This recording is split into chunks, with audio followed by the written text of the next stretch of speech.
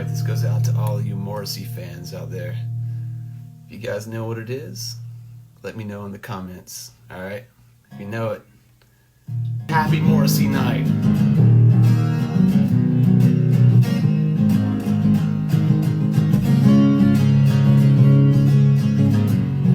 Don't rake up my mistakes, I know exactly what they are. What do you do?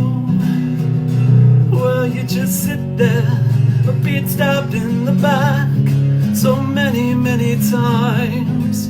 I don't have any skin, that's just the way it goes.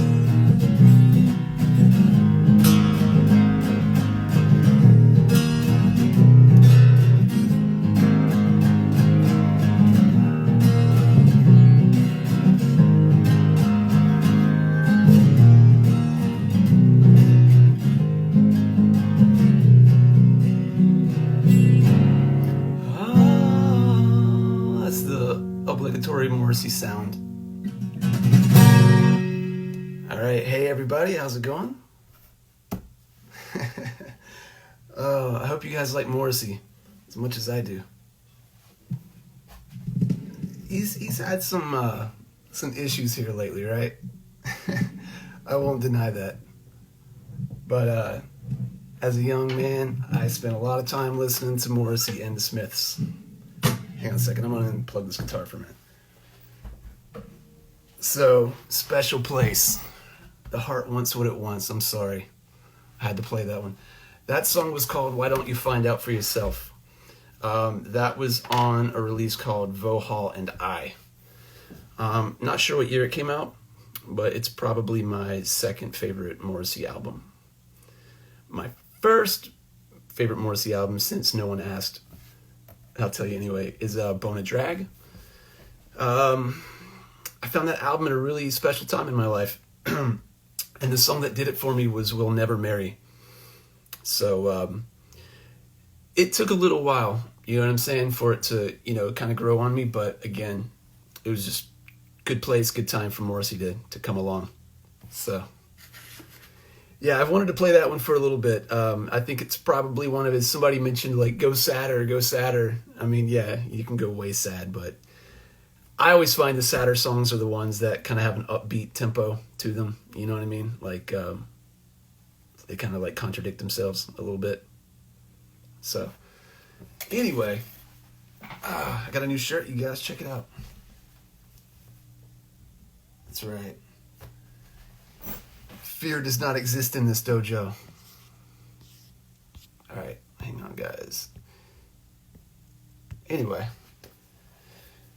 Yeah, Alex's Punk says he likes songs that feel like poetry. Me too.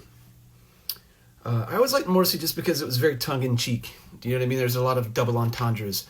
Kind of like Alkaline Trio, in a way. You know what I mean? Like, there's a lot of dual meanings. You can take a lot of the lyrics many, many ways. So, yeah, they're clever. Definitely. A happy sadness. It's a very good way to put it. Oh my God, look who's here, Johnny Flipping Brooks. Man, Johnny, we're going to have to tell some stories about you tonight, my friend. If anybody's wondering who Johnny Flipping Brooks is, Johnny is somebody whom we affectionately dubbed Johnny Asshole for many, many years because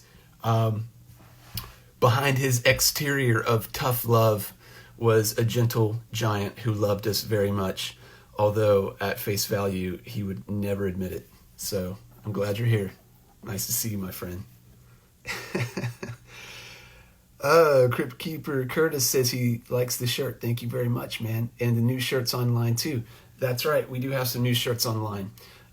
It's the COVID line. So if you guys want to head over to a Corpse with No Name store at some point, I'm not trying to sell you a bunch of shit, but yeah, we got some shirts. So go help us out. Keep this train on the tracks. We got somebody from Belarus tonight. Right on, man. Moscow. Nostrovia. Alright, Soup138 says he loves the new shirts. Right on. Jurors 1225. Sell us all the shit. You got it, man. There's plenty more. There's lots of projects happening right now. The next few weeks, months are going to be pretty busy in terms of rollouts. Czech Republic, man, you guys are up late. Right on, man. Johnny Flippin' Brooks, a.k.a. Asshole, says, buy his shit, help out an amazing artist. It only took you 25 years, man. My favorite Gorgeous Frankenstein song, someone asked, was Reverse of God. That was the hardest fucking song to play and sing at the same time, but... All right, Anna got some shirts today. Right on, man. So, yeah, CatMD03, what's coming out in the next few months?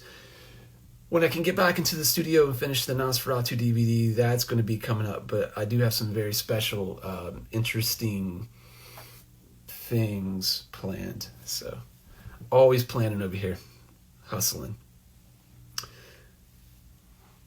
How will we go about with our dates? As planned, until the man says we can't do them. So, Guten Tag, Cologne, nice to see you. A Gorgeous Frankenstein CD in your car right now. I'll have to tell you guys some Gorgeous Frankenstein stories later. They're good. More pointedly, how I ended up in the band. So, how did I get so good at singing and playing bass? That's debatable, my friend. But you just gotta go for it. That's all I can say. Are we still playing with the Rosedales? Yes, we are. As far as I know, if Chicago is still on, then the Rosedales are still on. Did I work out when I was in the band? I did. I worked out on the side of the interstate one time. That's no joke. 70-mile-per-hour cars going by because the bus broke down, and Doyle pulled out the weight bench, and we were just fucking doing curls and crosses right there on the side of the road. It's the truth. Yeah, maybe Doyle will come on one day and yell at us for being on our phones. Maybe. I don't know if you guys know this, but Doyle and I share the same birthday, so that was a weird little tidbit of the universe. So, when do we come to Mexico? Soon, I hope. You know what I'm saying? So, Blitzkid never played in Mexico, actually. We played Mexicali, and that's it. But not for want of trying or interest. My favorite Misfits record, Legacy Brutality. I know that's kind of, semantical if you want to call it a record, because it wasn't technically whatever. But I like Legacy Brutality. I think Theme for a Jackal is the best Misfits song ever written. And TB is joining in today. I'm giving he needs about 5 more minutes. So I'm just going to sit here and bore you guys with some stories. I have met Jerry Only. I met Jerry Only at Joey Ramone's birthday bash at CBGB's in 2001, the first annual. It was right after they unveiled Joey Ramone's Road, Joey Ramone Place, I think it is, on right there in front of CBGB's. And the Misfits played, Ronnie Spector played. I got to see all of the people from Blondie, like Arturo Vega was there. It was really cool. So, yeah, Theme for Jackal rocks, man. That's a great tune. It's very, very restrained, which is why it's good. Teddy Bear Monstrosity is joining, yes. Real quick, I want to tell you guys, because someone had mentioned it. Story time. I'll give you a quick one before TB jumps on here, okay? So give me a second, and I'll get back to your questions. I was playing with Dr. Chud in his band, The X Ward. I was playing live. I'm on the record, Diagnosis for Death. I played maybe about 4 or 5 bass tracks on that. We in Blitzkid had brought Chud down to Eric Blair. Yes, he did try to put me in a headlock, but that's for another day. We'll come back to that. But we had brought Dr. Chud's band down to Bristol, Tennessee, the land of Johnny Asshole, and we had that happening a lot. So Chud had asked me to come play bass on his record, and then I went out on some subsequent tours.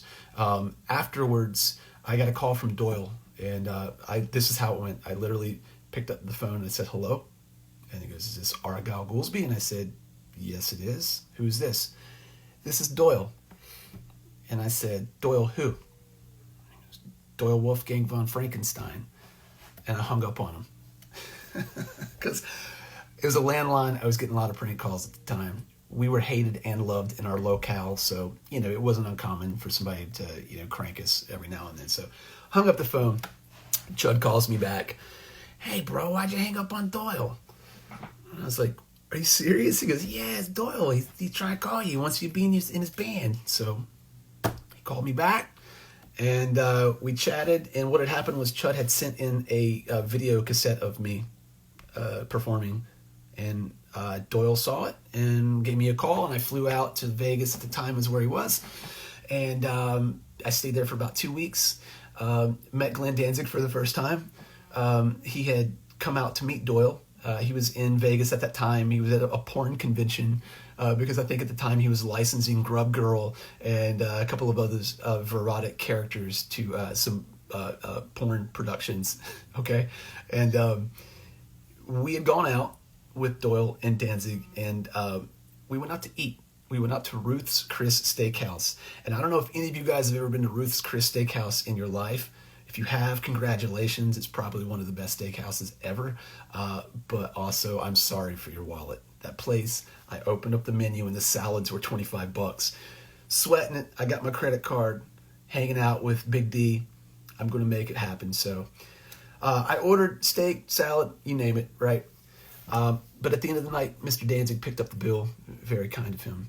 And that's how I got introduced to Glenn. And I was told, Glenn was told by Doyle that, this is the guy who's playing bass for me. I wasn't quite the singer yet. They had Dax Riggs from Acid Bath, as a matter of fact, in mind. And that was being worked out. And the guy from Dope was going to be on drums.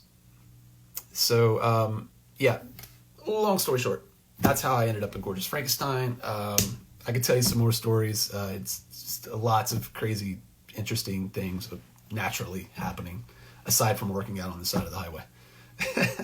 Acid Bath, man. Yeah, dude. If you guys have never heard Dax Riggs, his solo stuff, I don't know if you're a fan of Acid Bath.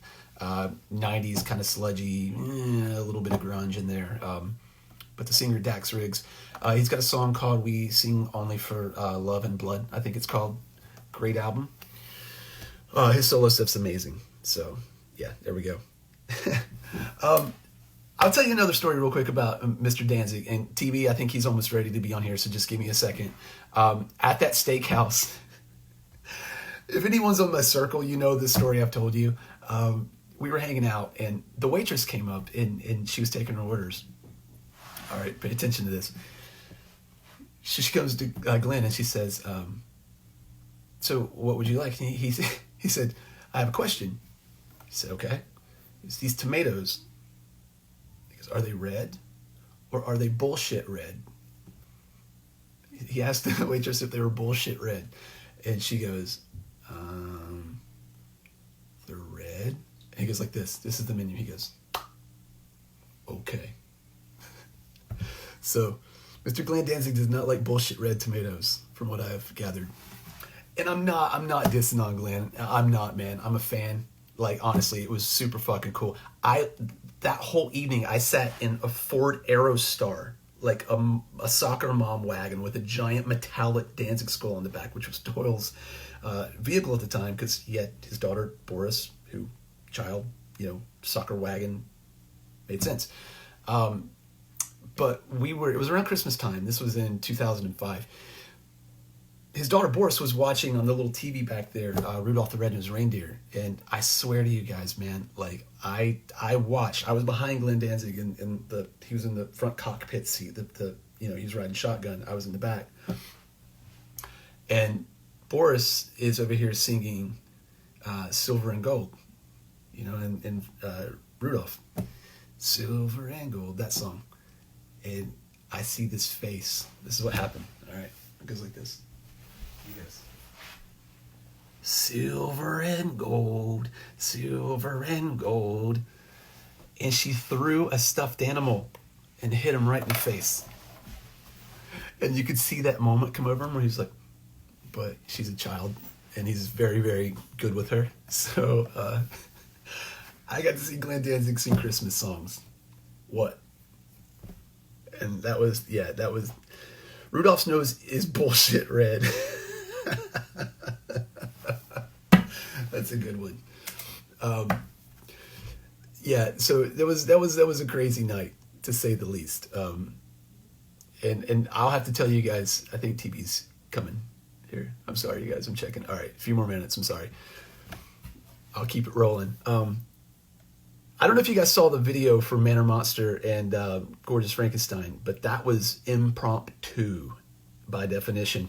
I was in Europe with Blitzkid at the time. Dax Riggs hadn't worked out, and the guy from Dope had not worked out.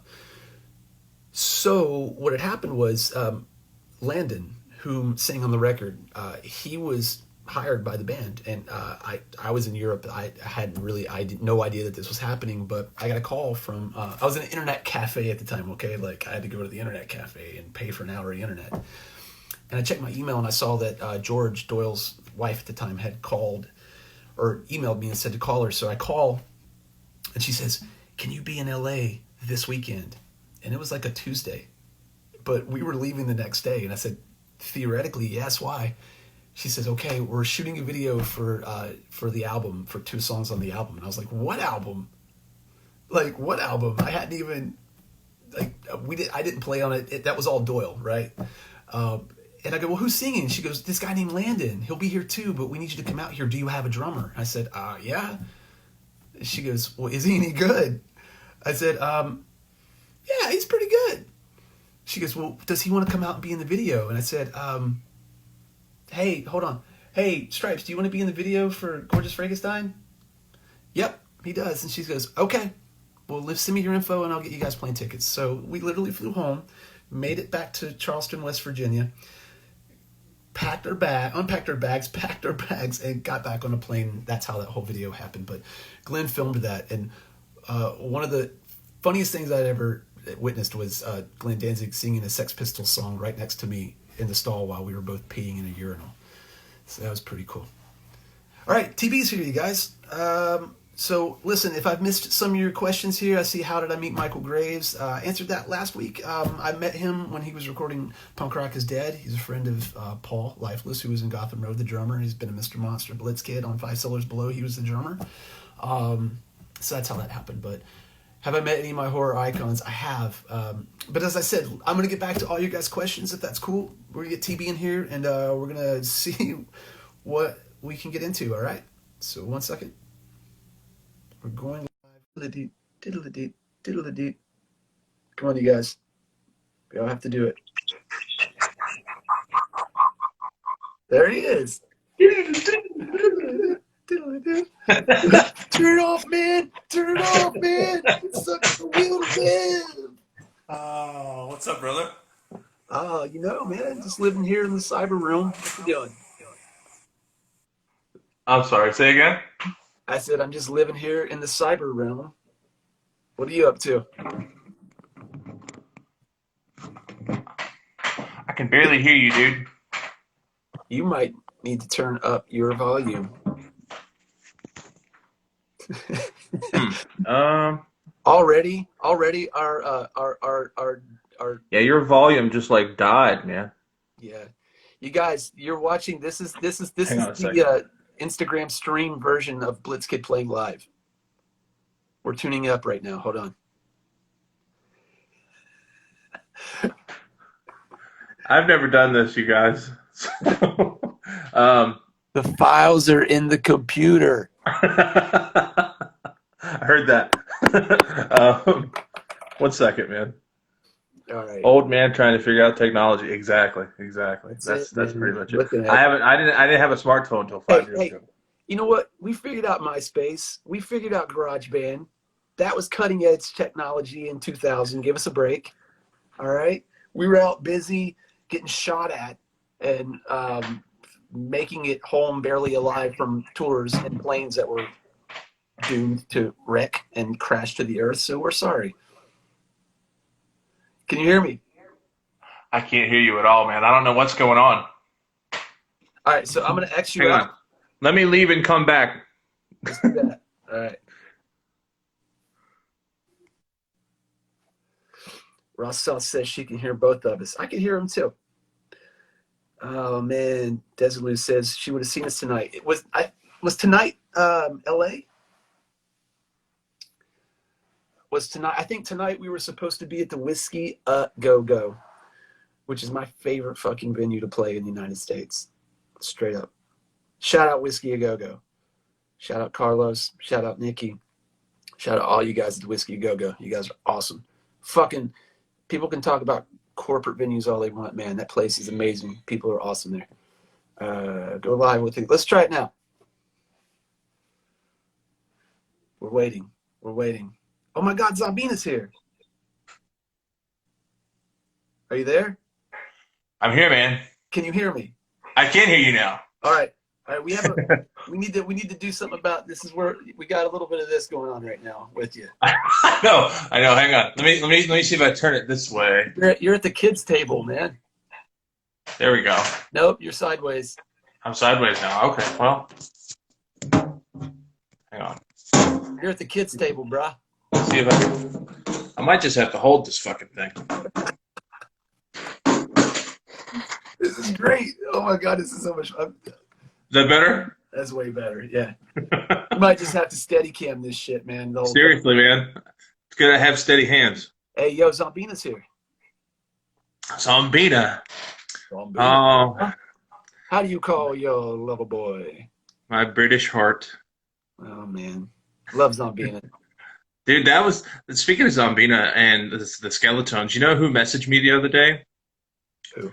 Strangle Hands from Der Fluke. Oh my God, dude, that guy's awesome. He sent me a photo of the masks. Remember the clear masks that we all got as jokes on that tour, and you wore one the night we played Cologne. I did. Dude, he still has it. He sent me a picture of it. That's insane, man. I know. That funny stuff. Do you remember? Okay, so we're just gonna jump right in here. You've sparked a little. You fanned the fire of a Blitzkid story here. Do you remember when we were almost got arrested at the beginning of that tour in Essen for destroying that pumpkin? Yes, I do. Yes, I do. Because there was, guys, listen.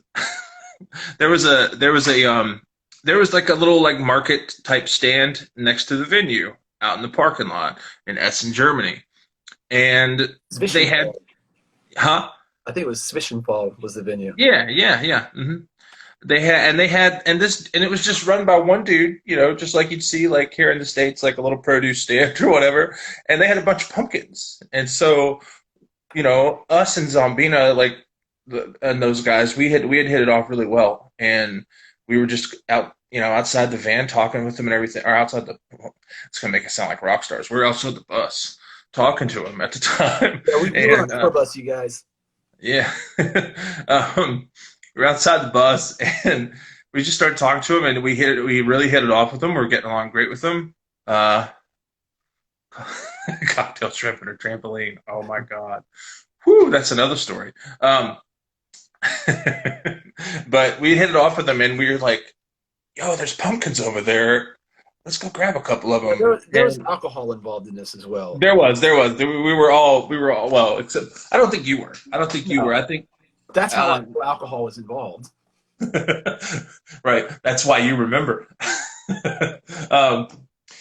But we'd all been drinking and everybody was feeling pretty, you know, fun and, you know, mischievous, and we said, yo, let's go grab some of these pumpkins over here.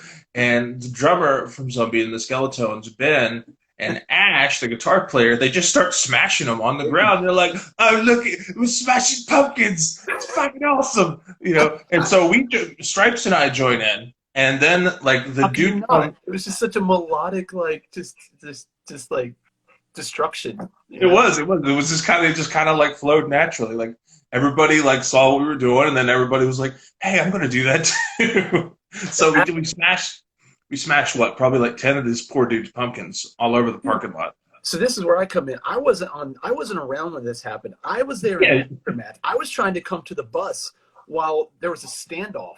Apparently, I missed this part, and you can jump back in. But I remember the drummer from the other had stuck his head through the thing on top of the roof, and he was looking down, going, "Hey, it's Goolsby, Goolsby!" Like in German, let him in, because like there's this guy outside yelling, and I'm like, what the fuck is going on, man? And I go inside, and that's when I found out that all these pumpkins had been destroyed in this alleyway, like, you know, the guy's produce.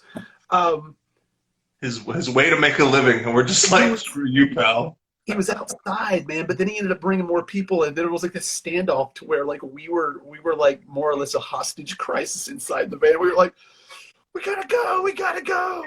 But it got diffused eventually. But that was a really good story, actually.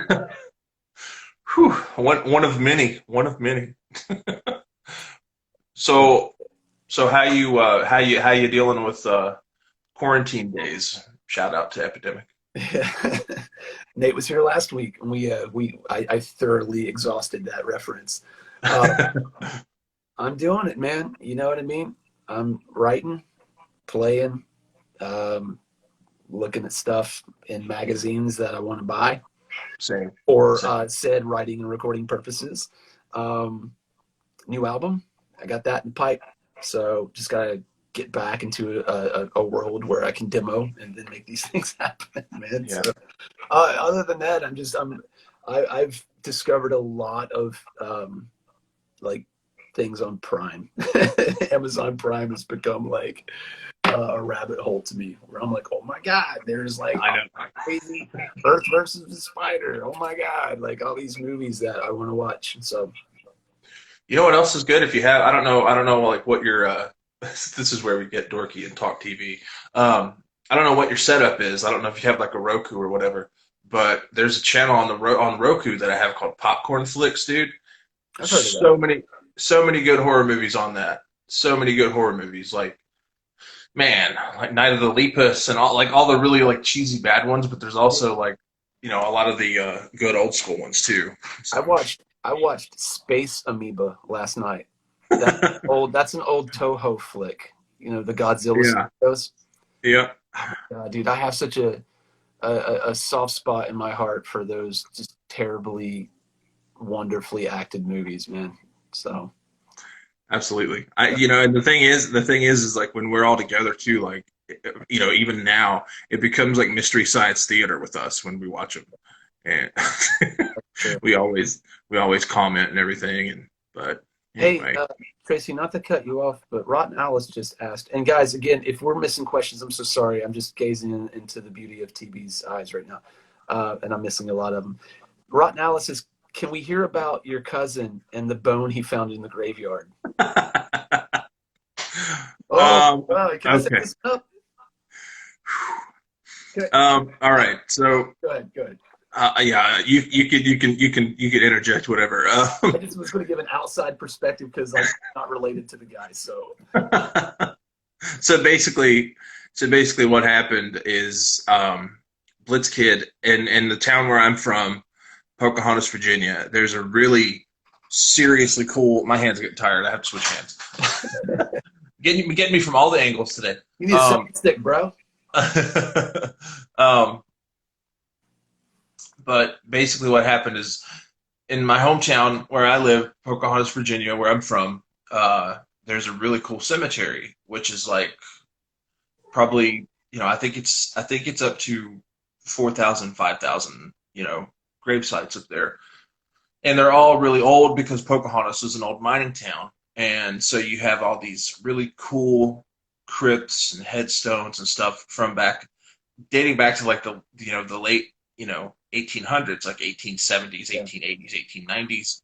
And so it was always, given the kind of band that we are, it was always like prime spot for us to go like let's just go to the cemetery. That's kind of how the song originated too. So my cousin Timmy, who is I love him dearly, but Your he's words carefully. what's that? Choose your words carefully. Yeah, yeah. My cousin Timmy, who I love dearly, has had his fair share of substances that, that he has ingested quite heavily. So, and he's also what we refer to as a good old boy, but will not hesitate to pick a fight with you, even if you've done nothing wrong. So he's that kind of. Project though, in Timmy's defense, man, that dude would also go literally throw a cinder block through someone's grandmother's house, like through someone's grandmother's window, if they looked at you wrong. It's true. It's true. He was very loyal to his friends. He still is. But so Timmy was up there with us. I'm not sure why that day, that particular day. Um, but we were just walking around trying to find like the shot, as it were, for the photo, and we're just and not only that, we were just kind of just looking around, just to be looking around, and because this cemetery is so old, there's been some vandalism and stuff that's gone on through the years, and The Blitz some of Kid Sucks crypt. We'll come back to that. The Blitz Kid Sucks crypt. yes, That's the prime. that's also there, yeah. But so I mean, they've been vandalized, and drunks would seriously, like, I don't know, like that's pretty ballsy, but we would go up there sometimes, and there'd be like beer cans and stuff, and like some of the crypts that are broke. I don't know if people just would hole up in there and drink or whatever, but yeah, some of them had been screwed with pretty heavily, and there was one that was open that you could literally, like, I don't remember exactly. Was it? Were we able to? We weren't able to like fully go in it. But No, we no, were no. able to, like. It was one of the low ones. It was one of the more sarcophagus setups. That's right. Yeah. Much Yeah. like a chamber as much as it was. If you guys like, just for description of it, when you see like 3 or 4 of the cinder block sarcophaguses, which the peaked roofs on them, like lids, it was one of those. But what had happened was all the mortar had been chipped off. Yeah. All the bricks, Yeah. and the brick which was underneath it had been more or less just disintegrated. And we were unaware, I mean, we're just kind of walking around. And I just want to back up for a second and say, this was our very first technical band photo. And shoot, and like when I say that, like we had a Fun Saver camera, like winding it up and like holding the thing with the flash. Okay, the flash is ready. It wasn't it wasn't a black tie affair by any means, but like we just were like, let's go get a band photo. We had just put out Revisited, and we wanted to get signed. So we were like, we need a band photo. We need something that we can Xerox very poorly onto a piece of paper and wrap this cassette up in and send it to Nitro Records and then get signed and go on tour with the Offspring. But if you remember, let's just, before we go any further, let's tell everyone our choice of wardrobe. And this may give you some slight indication as to why maybe Nitro and or Epitaph Records passed on Blitzkid. For me personally, I had no shirt on, okay, which wasn't uncommon in any way, shape, or form in the summer or even the fall into the winter for me.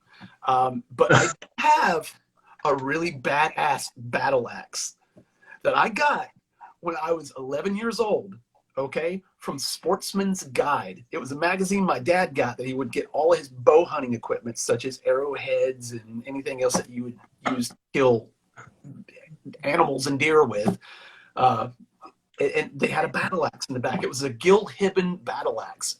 And I was like, I'm getting this. I was totally into Dungeons and Dragons at that time. I had a dwarf character. So I was like, not only is this thing going to look awesome, but I can take this to all my D&D sessions, and I'll be the fucking toast of the fucking gaming session. Right. It kind of hung on my wall after a while. Like, there comes a point where you can't really tell everybody you got a battle axe when you're 16, 17, 18 years old. People don't really care. All right. Yeah. That's the fodder for you to become the guy that gets made fun of. So it just kind of hung out in my attic. And when Blitzkid really started kind of putting together our aesthetic, I guess, I was like, or lack thereof at the time.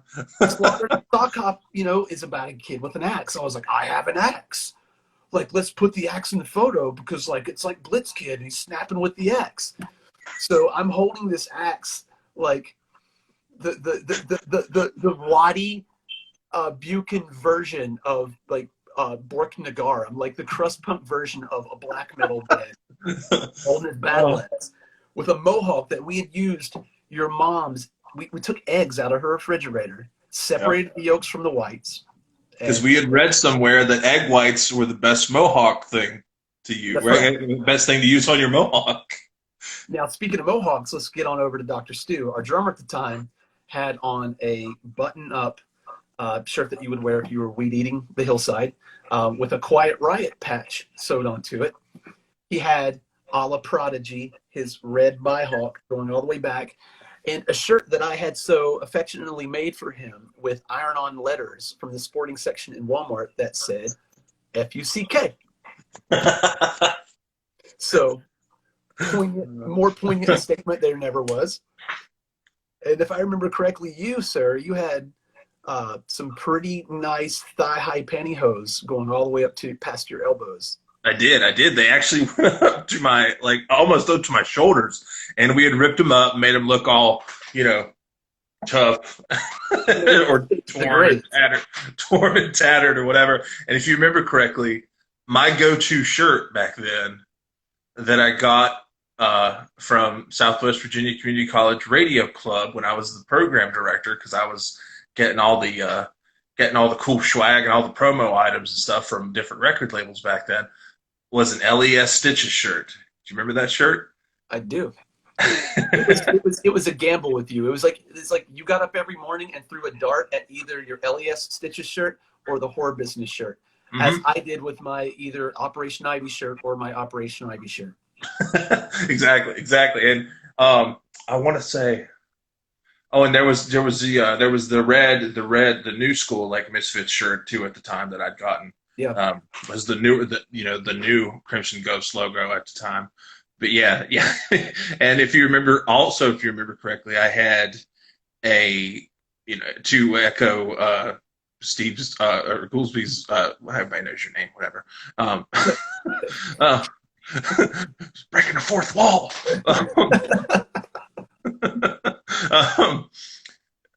To echo your Bortnagar comment, I had on my left forearm, which is this forearm right here, I had on a gauntlet, a spiked gauntlet that I think still is in the possession of one Tim Kidd, believe it or not.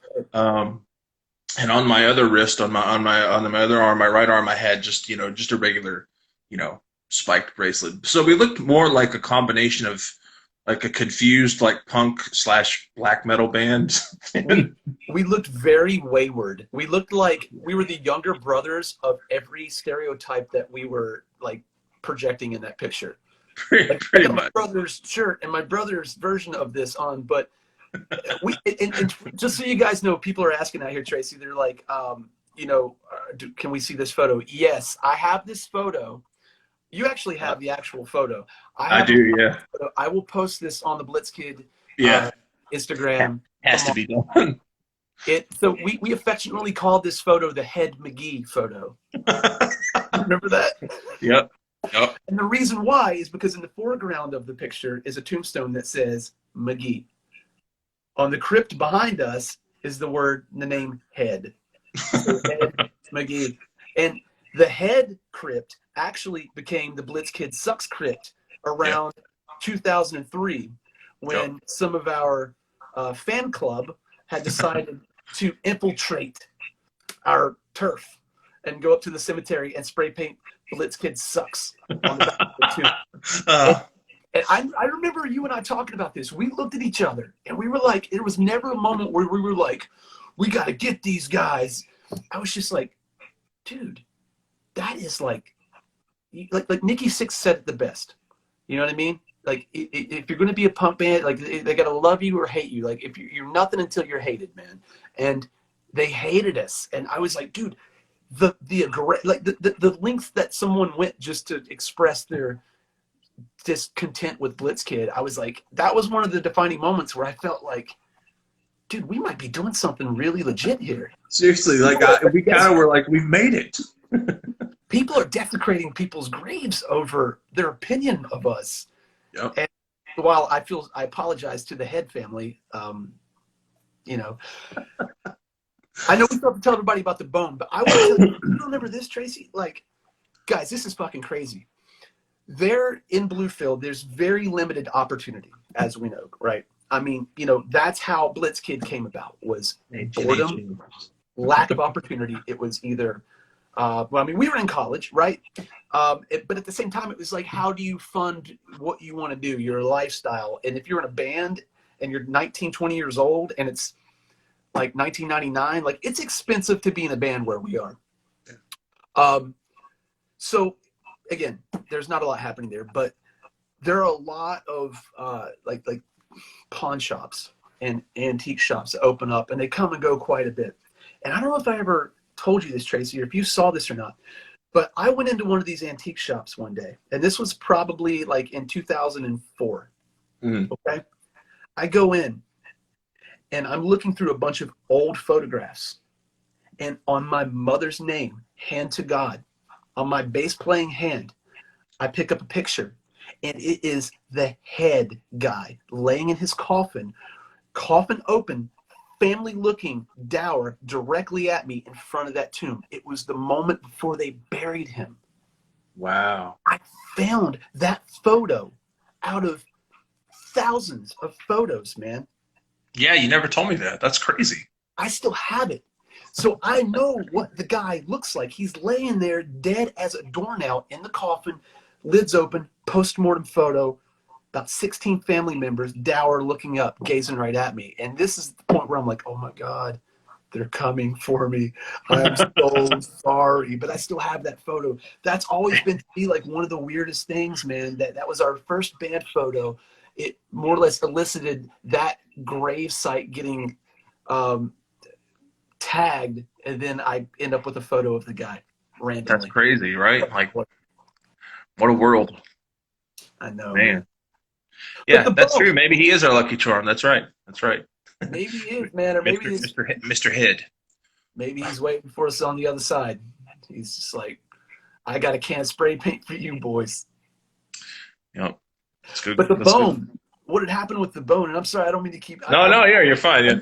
I'm compartmentalizing stories over here, but so Timmy we were taking photos up there, okay, you guys, and then like we hear in the background, hey, y'all check this out, and we turn around and he's there and he's got a femur in his mouth, and do you remember it had moss on it? It was just an old mildew-soaked bone, completely torn clean of sinew and tendon by itself. And you have a picture of that, don't you? Yeah, I think so. Yeah, we have a picture of it with the femur in his mouth. I'd have to go back over to my mom's place and dig it out, but I know I still have it. And I just remember, remember he's like, look, man, check it out. It's a fucking femur. It's a fucking femur.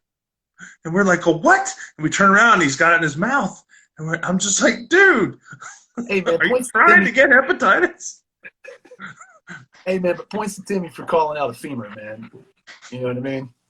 You know? This is the same guy that, like, would in Pocahontas, Virginia. To give you guys a backstory on Pocahontas, I mean, a quick one, man.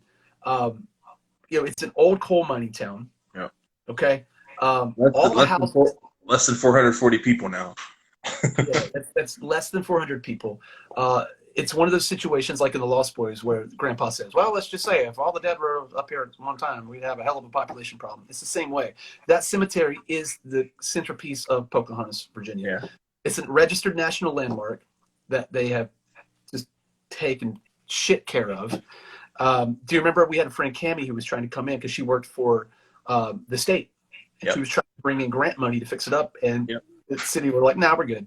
We don't want that. Yeah, they're all about, fixing that broke ass, country store at the time in the middle of town because that was where all the people shopped and stuff when they got their mining, when the miners were there and blah blah blah. But cemetery was so broken down, so old, you guys. And if you remember me telling you the story, you would drive by there because the way they had it set up, it was on a hill. It's on a hill, like. And you could walk all along the hill, and the cemetery was all along this big hill. Down toward the bottom of the hill is just the road.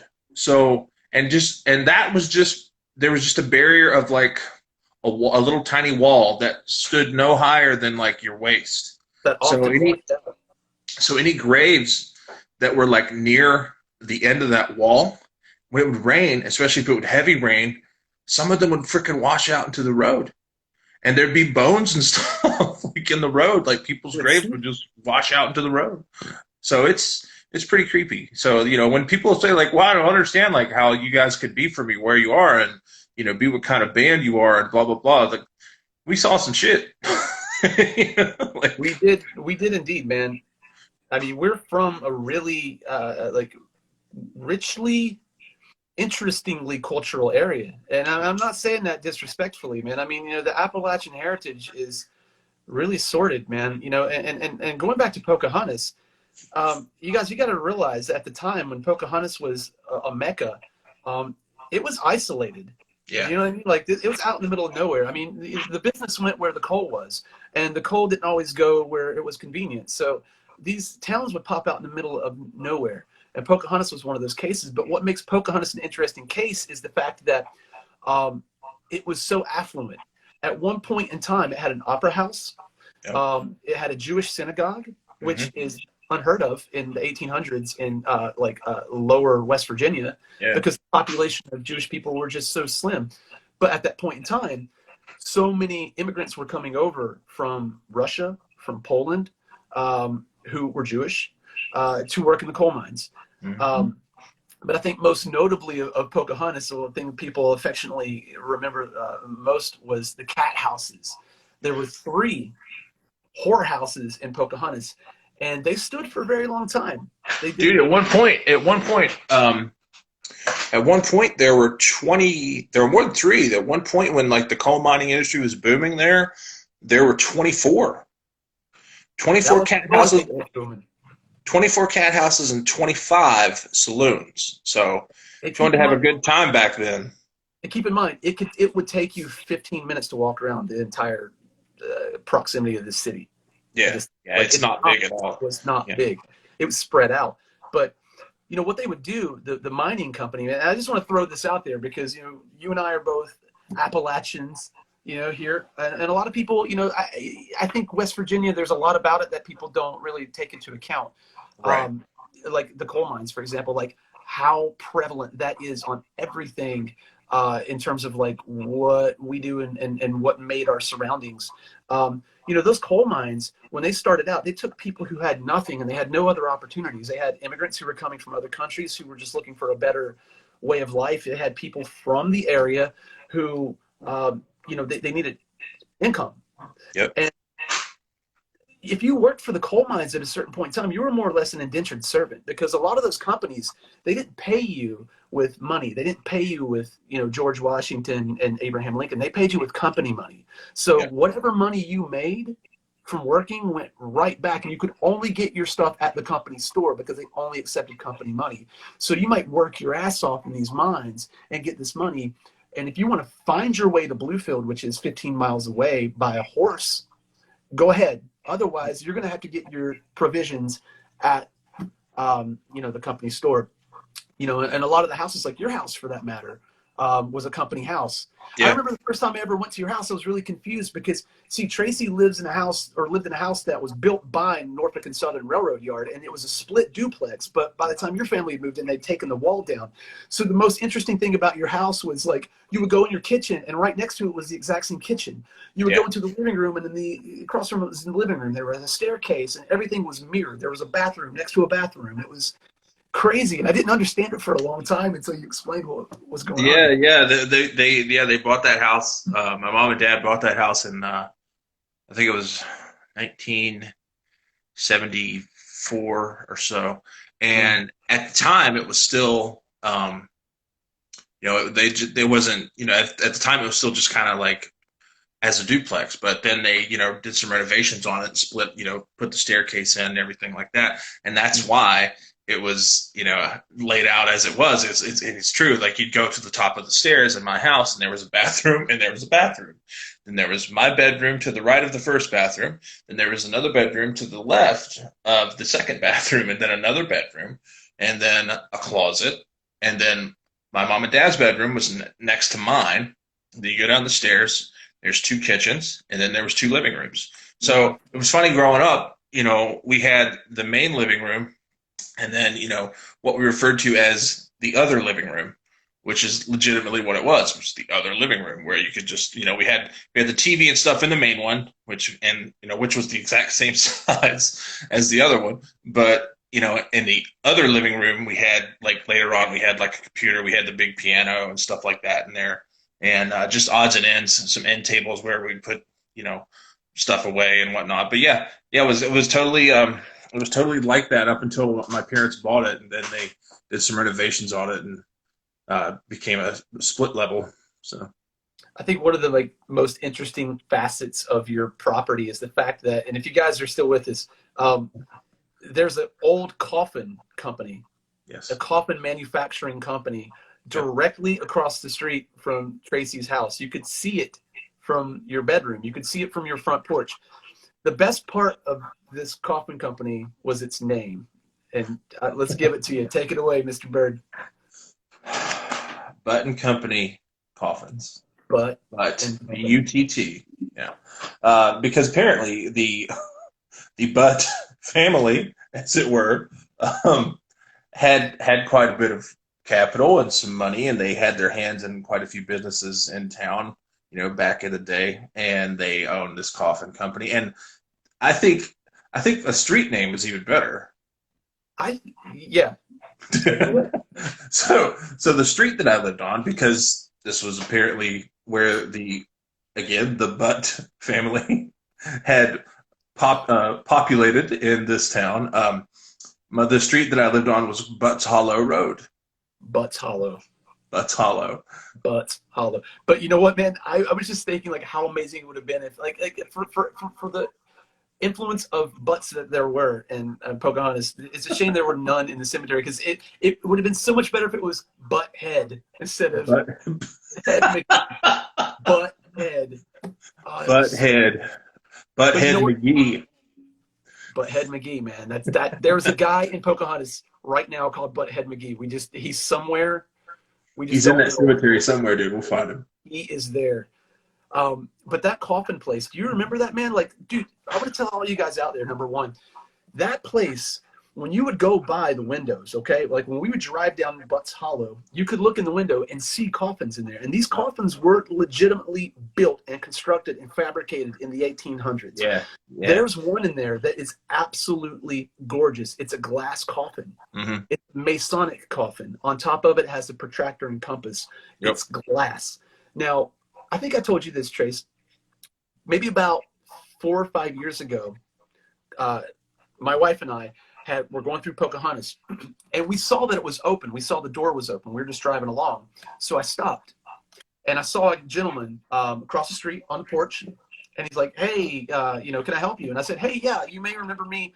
I'm the asshole that played with the other asshole in this house that played punk rock really loud." We're the weird guys that used to walk around town all the time. And I'm like, and he's like, "Oh yeah, okay, sure." And I was like, "Hey, I've always wanted to go in here.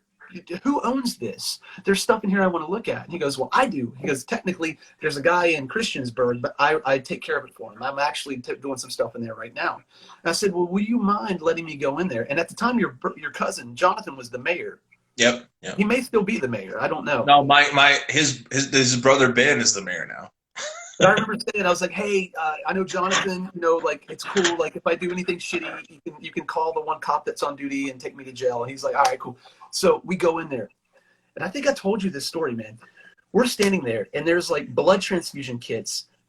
There's, just old, ornate wood-burning stoves.